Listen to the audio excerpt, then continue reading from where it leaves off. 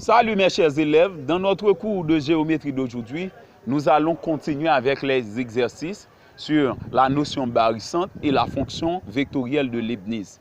Ok, donc, mais aujourd'hui nous allons résoudre un exercice qui possède, qui est beaucoup plus, qui est un peu différent et des précédents. Ok, donc parce que nous allons utiliser des paramètres dans nos calculs.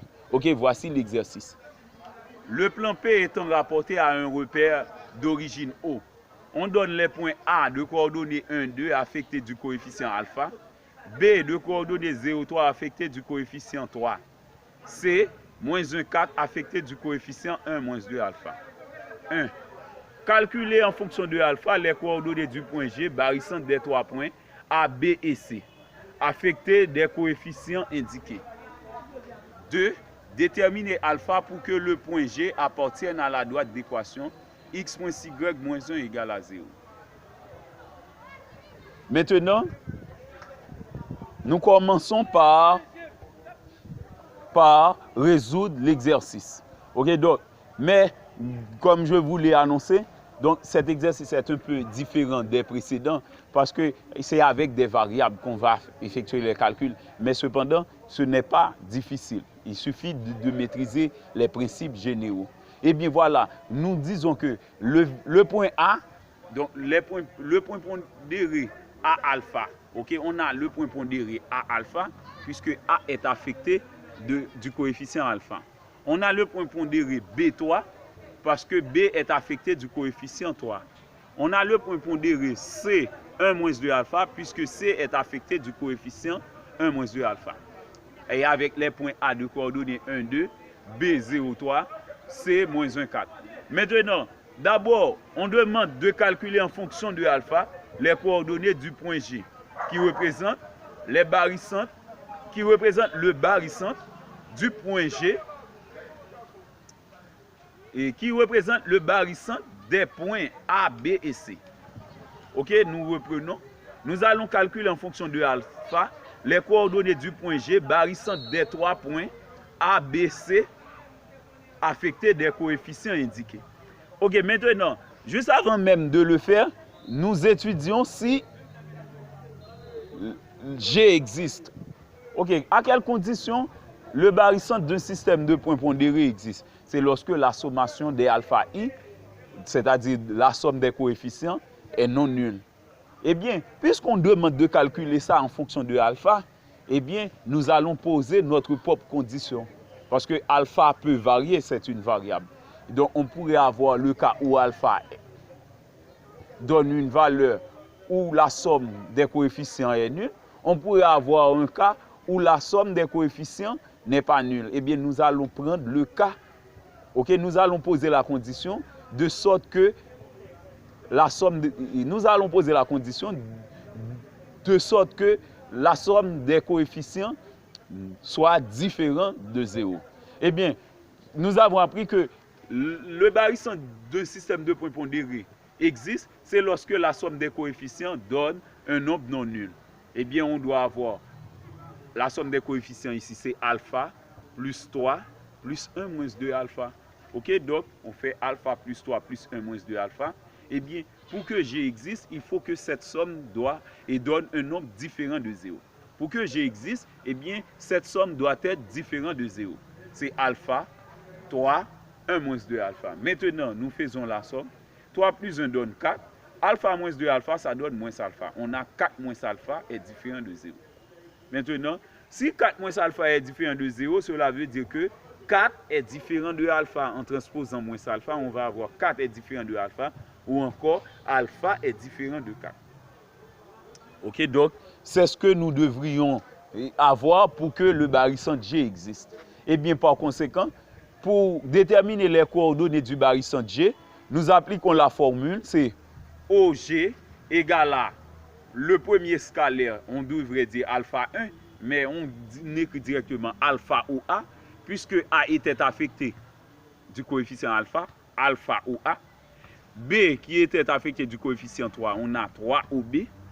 Ensuite, C, 1 moins 2 alpha, on a plus 1 moins 2 alpha aussi. Ok? Maintenant, qui se divise par la somme des alpha I allant de 1 à 3. Donc la somme des alpha I, on venait de calculer ça, ça donnait 4 moins alpha. Eh bien, on divise le résultat par 4 moins alpha. OK? Puisque la somme des coefficients donne 4 moins alpha. Maintenant, nous remplaçons OA par le point A, OB par le point B, OC par le point C, puisque O désigne l'origine du repère.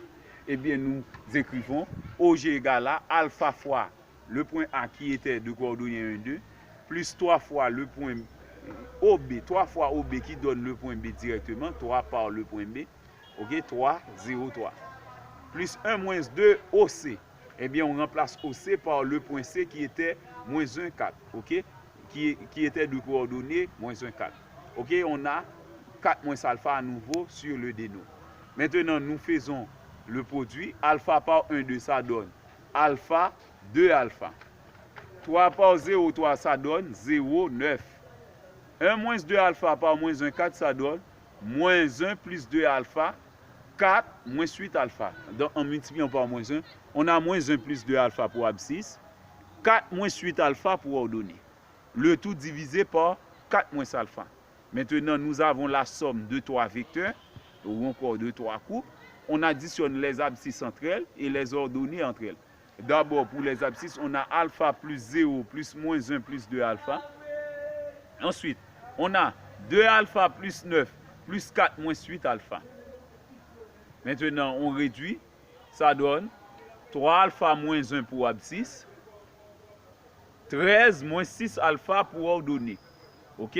Donc, en réduisant dans les deux coordonnées, dans l'abscisse, on a 3 alpha moins 1 et en ordonnée, on a 13 moins 6 alpha divisé par 4 moins alpha, OG. Maintenant, comme dans les exercices précédents, OK, par exemple, dans le cours précédent, on a vu lorsqu'on avait 3 au déno, on divisait chaque coordonnée du vecteur par 3. Et bien, par conséquent, puisqu'on a 4 moins alpha ici, et on a étudié que 4 moins alpha était différent de 0, encore alpha est différent de 4, et bien avec alpha différent de 4, on peut diviser chaque élément du vecteur au numérateur par 4 moins alpha. C'est pourquoi on a 3 alpha moins 1 sur 4 moins alpha, ok, abscisse sur 4 moins alpha, et ensuite ordonnée qui est 13 moins 6 alpha sur 4 moins alpha. Ok, ça c'est OG. Eh bien, le point G a pour coordonnées 3 alpha moins 1 sur 4 moins alpha, 13 moins 6 alpha sur 4 moins alpha, où alpha est différent de 4. Ok, donc ça c'était pour les coordonnées de G. Maintenant, dans la deuxième partie de l'exercice, on demande de déterminer alpha pour que ce point G que nous venons de calculer dans les conditions alpha différent de 4, pour que ce point G appartienne à la droite d'équation x moins y moins 1 égale à 0. Eh bien, si G appartient, ok, je reprends, si G appartient à cette droite, x moins y moins 1 égale à 0, eh bien cela veut dire que x de G moins y de G moins 1 est égal à 0. Ok? Donc, on voit que pour que G appartienne à la droite, il faut que G vérifie les coordonnées de G. Il faut que les coordonnées de G vérifient cette équation. Et bien, c'est pourquoi nous écrivons x de G moins y de G moins 1 égale à 0. X de G, c'était 3 alpha moins 1 sur 4 moins alpha. On remplace x de G par cette valeur. Moins, ok, suivant l'équation, y de G, on remplace y de G par sa valeur, qui est 13 moins 6 alpha sur 4 moins alpha. Ensuite, moins 1 égale à 0. Maintenant, on fait le déno commun. Le déno commun, c'est 4 moins alpha. Eh bien, on conserve le déno commun. Maintenant, puisque on a déjà 4 moins alpha ici, ça donne 3 alpha moins 1 à nouveau. Mais ici, on fait le signe moins, on fait entrer le signe moins par distributivité. Ça donne moins 13 plus 6 alpha. Et maintenant, moins 1 qui n'a pas de déno est donc multiplié par 4 moins alpha. Ça donne moins 4 plus alpha. On a 3 alpha moins 1, moins 13 plus 6 alpha, moins 4 plus alpha. Sur 4 moins alpha est égal à 0. Ok, maintenant on réduit. 10 alpha moins 18 est égal à 0. En faisant le produit des extrêmes est égal à celui des moyens. on a 10 alpha moins 18. Ok, donc dans le numérateur ici, on a 3 alpha plus 6 alpha plus alpha, ça donne 10 alpha. Moins 1, moins 13, moins 4, ça donne moins 18. Maintenant, avec alpha différent de 4, on fait le produit des extrêmes est égal à celui des moyens. On a 10 alpha moins 18 égale à 0. Maintenant, on transpose moins 18, ça donne 10 alpha est égal à 18. Alpha est égal à 18 dixièmes. Ok, on simplifie par 2, alpha donne 9 cinquièmes. Ok, donc c'était tout pour aujourd'hui. Ok, donc si vous avez des questions, vous pouvez me les envoyer comme commentaire. Donc c'était Jimmy Devey, votre enseignant de mathématiques, compétent et expérimenté.